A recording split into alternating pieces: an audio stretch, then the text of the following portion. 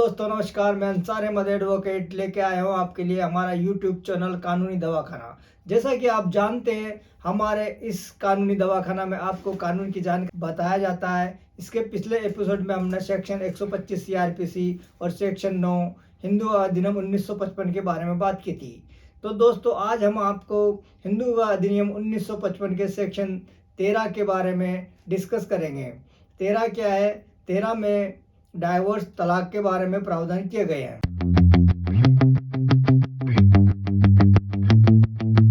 Section 13 Hindu विवाह अधिनियम 1955 के धारा 13 में डाइवोर्स के प्रोविजन दिए गए हैं।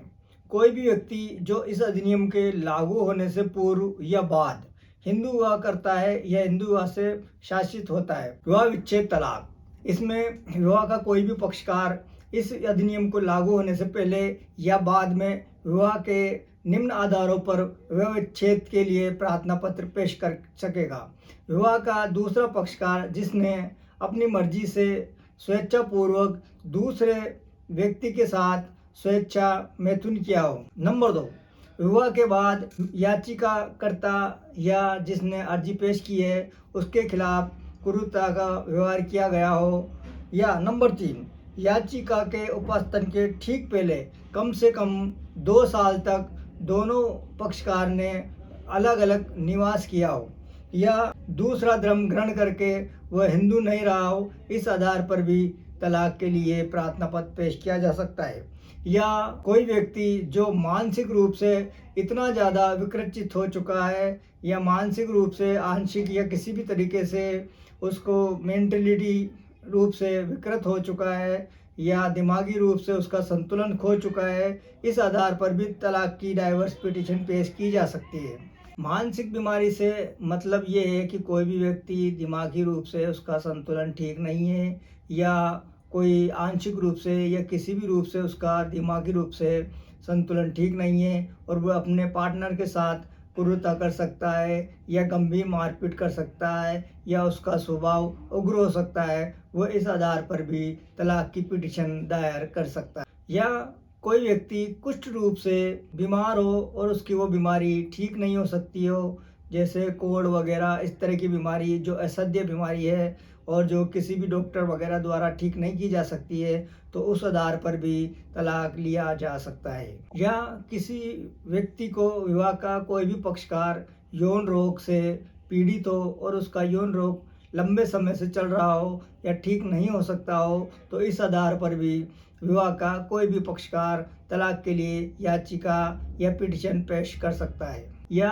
दूसरा पक्षकार विवाह का धार्मिक रूप से त्याग करके दूसरे आश्रम में प्रवेश कर चुका है और वो विवाह के जो कर्तव्य है उसका पालन नहीं कर रहा है, तो इस आधार पर भी तलाक की याचिका प्रस्तुत की जा सकती है। या विवाह का कोई भी पक्षकार 7 वर्षों तक लापता हो, उसके बारे में किसी तरह की कोई जानकारी नहीं मालूम हो रही हो या किसी तरह की जानकारी नहीं हो रही हो कि वे जीवित है या मृत है, इस तरह की धारणा होने पर 7 वर्ष के पश्चात जब ये कम्प्लीटली मालूम हो जाए कि वो व्यक्ति विवाह का जो पक्षकार है वो नहीं मिल पा रहा है, तो इस आधार पर भी तलाक की याचिका पिटीशन प्रस्तुत की जा सकती है। तो दोस्तों ये निम्न आधार थे जिसके आधार पर हिंदू अधिनियम के द्वारा तलाक लिया जा सकता है। कोई भी व्यक्ति कोई भी पक्षकार जिला न्यायालय में जाकर आवेदन प्रस्तुत कर सकता है और निम्न आधारों पर डाइवोर्स प्राप्त कर सकता है। इसके अलावा सेक्शन 13 भी इसमें बताया गया है जिसमें विवाह के दोनों पक्षकार आपसी सहमति के आधार पर विवाह विच्छेद की डिग्री प्राप्त कर सकते हैं। तो दोस्तों आपको ये जानकारी हो चुकी होगी कि हिंदू अधिनियम के तहत सेक्शन 13 में किन किन आधारों पर तलाक लिया जा सकता है। जब दोनों पक्षकार आपस में कंसेंट से या सहमति से राजी हो और एक दूसरे के साथ पति पत्नी के रूप में उनके साथ निर्वाह करना मुश्किल हो या साथ साथ रहना मुश्किल हो, तो सेक्शन 13 बी में आपसी सहमति के आधार पर भी विवाह विच्छेद के लिए आवेदन किया जा सकता है और ये आवेदन 6 माह पश्चात न्यायालय इसको डिग्री कर देगा और उसके बाद उनका विवाह विच्छेद हो जाएगा, तलाक हो जाएगा, डाइवोर्स हो जाएगा।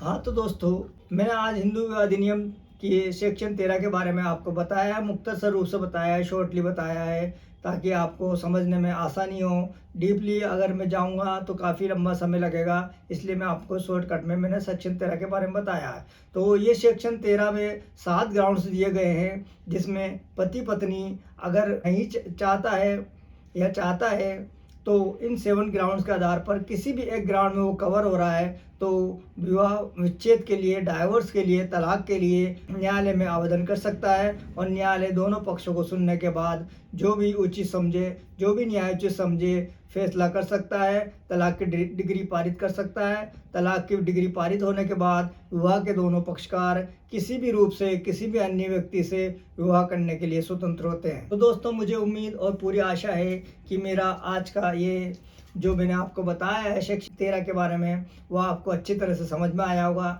अगर नहीं आया है तो मुझसे कमेंट बॉक्स में जाकर सवाल कर सकते हैं। तो दोस्तों, अगले वीडियो में हम मोमडन लॉ में किस प्रकार से तलाक दिया जा सकता है या तलाक के जो ग्राउंड्स है उसके बारे में बताऊंगा।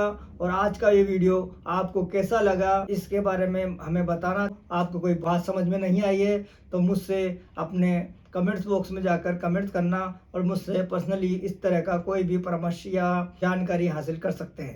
दोस्तों, आज का ये वीडियो हम यही समाप्त करते हैं और आपसे विदा लेते हैं। जय हिंद, जय भारत।